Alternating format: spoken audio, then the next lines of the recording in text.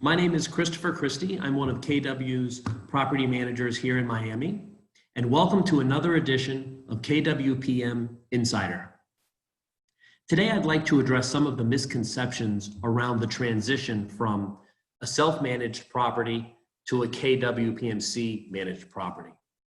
Over the years, I've been involved with a couple of transitions, and some interesting things happen. Some of the misconceptions, the first misconception is that when KW comes into a property that we're going to fire everybody and bring in a whole new team. And this is not the case for many reasons. First of all, our idea is to do better with the same team, is to take the team that have a lot of strong relationships and that the residents feel comfortable with and that the board feels comfortable with, and to invest in those employees so that they do better at their jobs and so that they're happier at their jobs. And I've had experiences here where I manage where residents and board members have come to me and said, wow, we really like what you're doing with the team. There are a couple of logistical reasons why it doesn't make sense for us to change teams. One of them is, for example, my property, the average length of service was about 8 to 10 years. Okay, well, that's a lot of time. That's a lot of time that this team has put into not only the relationships that they have here, but with understanding the building and learning how the building works and the mechanical structures, et cetera. So what we do is we take that institutional knowledge and we respect it and we nurture it.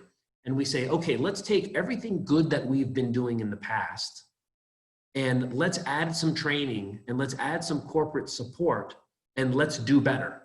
Let's see how great we can become. Let's enhance this property. So we add some training, we add some techniques, and the existing team, and we make them better. So the biggest misconception is that when KW comes in, the team that's there is going to be moved out and that we're going to bring in our own people. We're fortunate that if something happens and we need additional people, or if someone doesn't live up to their end of the bargain and after a couple of months, one of the teammates doesn't want to commit and doesn't want to get better along with all the others, then okay, we can reach out to corporate and say we might need somebody in housekeeping or front desk or engineering, whatever it is. But it's nice to have that support structure there. Also, it's important to note any changes that happen with the addition of staff or the termination of any staff, the board is involved with that. I send weekly updates to my board. This is how everything's going. We send monthly management reports. This is how everything's going. And if there was an issue with somebody, the board would know about it and the board would be a partner in those decisions. One of the other misconceptions is that the on-site teams, and maybe this is just because we're people, think that work conditions or things are going to get worse at their jobs. And that has not been the case here at my property. And over the years, I've found that that's not the case. Why? Because we have certain resources, the additional training, and we can help with career path, and we have standards that make people more comfortable in the jobs they're doing. We also believe, and each manager is a little bit different, but we believe that we should be involved in the planning of the work that affects us. What happened here at my property is that the staff got more involved. The staff's opinions were heard more frequently. We started implementing some of the things that they knew and that they wanted. They are the ones who had been here for the 10 years. And I think that really motivated our team here. So frequently what happens is the conditions get better and the team gets more motivated.